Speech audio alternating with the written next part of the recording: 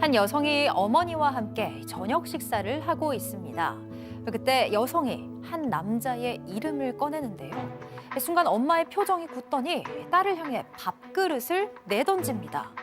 한순간에 모녀 사이를 갈라놓은 그 남자, 대체 누굴까요? 자, 교수님이 시작해 주시죠. 네, 오늘 제보자는 30대 여성입니다. 홀어머니 밑에서 평생을 자랐다고 합니다. 어릴 적부터 엄마한테 널 키우느라 너무 힘들다. 니네 아빠는 너 키우는데 양육비 한 푼도 안 준다. 이런 얘기를 너무 자주 듣고 이제 아빠 욕을 많이 듣고 자랐어요. 그런데 그러다가 20살이 딱 되던 해 아빠로부터 연락이 왔습니다. 한번 만나고 싶다. 이렇게 얘기를 했어요. 제보자는 아빠를 안 좋아했기 때문에 단호히 거절했습니다.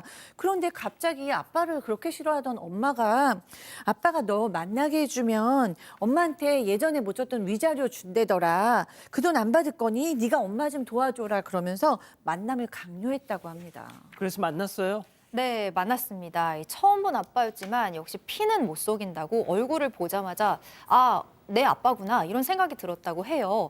아빠는 어릴 적 딸에게 주지 못했던 선물이라면서 작은 머리핀 하나를 선물해 줬고요. 그동안 연락 못해서 미안하다라는 사과도 했습니다. 그날 이후로 몇 달 동안 이렇게 부녀가 연락을 주고 받았는데요. 그런데 어느 순간부터 좀 이상한 낌새가 보이기 시작했어요. 아빠가 지갑을 놓고 왔다면서 택시비를 빌려달라고 하거나 또 어떤 날은 ATM기가 오류가 나서 돈이 안 뽑힌다면서 도움을 청했다고도 하고요. 그래도 이때까지만 해도 이상하긴 해도 그저 작은 실수다 이렇게만 생각을 했다고 합니다.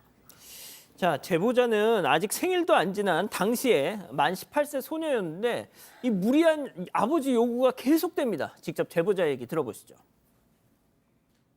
제가 알바에서 좀 모아놓은 돈이 있었어요. 근데 이제 좀 그거를 악용을 하시려고 통장을 빌려달라고 하셨어요. 그러면 돈을 이제 몇 배로 불려서 돌려주시겠다고 하셨는데 그렇게 갑자기 하루아침에 사라지신 것이죠. 그때 아버지가 그 투자를 해주신다고 하시면서 가져가셨거든요. 그래서 어머니가 믿어라. 아버지 말을 믿어야 자기가 위자료도 받고 그럴 거다. 이래서 넘기게 된 거죠. 딸 통장을 들고 날랐습니다. 맞습니다. 어릴 때 인터넷 소설을 취미로 하다 보니까 돈을 좀 모았어요. 어릴 때부터.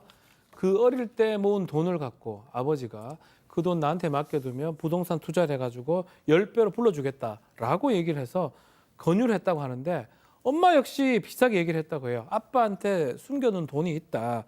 네가 좀 잘해야 우리가 위자료 양육비 받을 거 아니냐라고 통장을 주라고 강요를 했고요. 결국 딸이 아빠한테 통장을 맡겼는데 통장 받자 말자 아빠는 잠적해버렸습니다. 이거 처음부터 작정했던 거 아닐까요? 그렇게 보입니다. 그리고 그래서 이제 이 분이 가족들에게 다 연락을 했는데 글쎄 정말 이해가 안 가는 게 큰아버지란 분은 네가 돈 줘놓고 왜 우리한테 난리냐며 화를 냈고요.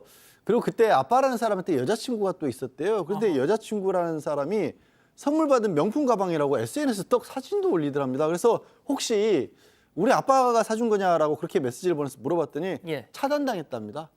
차단당했고요. 경찰에 찾아갔지만 문제가 있죠. 아빠와 딸 사이죠. 가족 사이라서 친족상돌의 적용으로 처벌이 안 된다는 대답만 돌아왔다고 합니다. 자, 이번 사건의 배후 누굴까요? 한 사람을 의심하고 있습니다. 직접 얘기 들어보시죠. 우선 아버지한테 연락을 했는데 계속 이제 안 됐고, 이제 어머니한테도 좀, 당신이 그때 강요해서 넘기게 된 거 아니냐, 이랬거든요. 근데 또 어머니가 오히려 또 제 탓을 하시면서 또 저한테 막 욕을 하시더라고요. 듣기 싫다, 그만해라, 너 아빠한테 가서 말해라, 자기랑 무슨 상관이냐, 이런 식으로 하셨어요. 그리고 제가 얘기할 때마다 막 밥그릇을 던지거나 막 그랬었고요. 아니 무슨 상관이냐니 본인이 만나라고 등을 때밀었잖아. 그러니까 저희도 뭔가 이상하잖아요. 제보자도 역시 이런 일이 벌어진 후에 엄마가 참 이상하다라는 생각을 했다고 해요.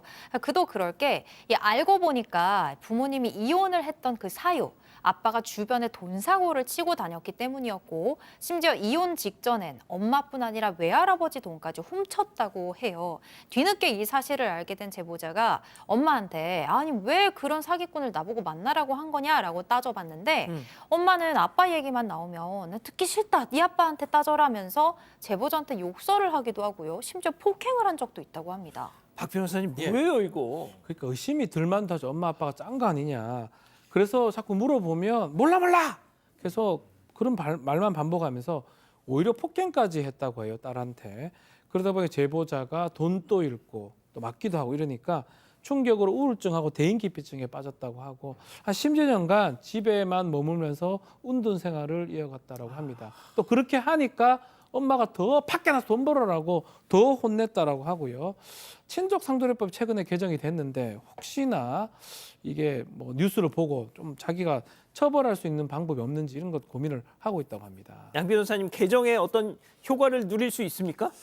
일단 정확하게는 개정이 된 게 아니고요. 지난해 헌법 불합치 결정이 나왔습니다. 그래서 올해 말까지 이 형법을 바꿔야 되는 친족상조례 부분을 바꿔야 되는 거고 그 계기가 이런 부작용 때문에 피해를 입었는데도 불구하고 부모 자식 사이라 이런 것 때문에 형사적으로 처벌이 안 되는 것 때문에 바꾸기로 하긴 했는데 정말 안타깝게도 과거에 있었던 사건에는 적용이 안 되는 게 원칙입니다. 지금 이제 재판 중인 사건을 예외적으로 인정받을 수 있긴 한데 형사처벌은 어머니나 아버지가 설령 고의로 그랬다고 할지라도 할 수가 없을 것 같고요.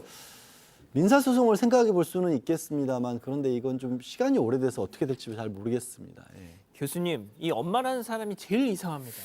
네, 그렇죠. 이 엄마가 정말 아빠랑 짠 건지 아니면 정말로 인지적으로 정서적으로 아픈 분인지 아니면 철저하게 이기적이라서 딸의 마음이나 딸의 돈 신경 안 쓰고 내 위자료만 신경 쓰고 있는 건지는 모르는데 어쨌든 이분이 지금 너무 안쓰럽고 안타깝습니다. 근데 그래 다행히 좀 굉장히 똑똑하신 분 같아요. 어렸을 때부터 웹툰으로 돈도 벌고 또 이제 와서 어떻게든지 법적으로 해보시려고 그러는데 엄마라는 분, 아빠라는 분한테 더 이상 아무것도 기대하지 마시고 이제 독립적으로 내 인생을 살아간다는 독립심 가지고 고립 은둔도 하고 계신 것 같은데 나오셔서 본인의 삶을 찾으셨으면 좋겠습니다. 예, 그러니까요. 사건 너머에 감춰진 진실을 끝까지 추적합니다. 진실추적자 사건반장, 지금 구독하고 함께해 주세요.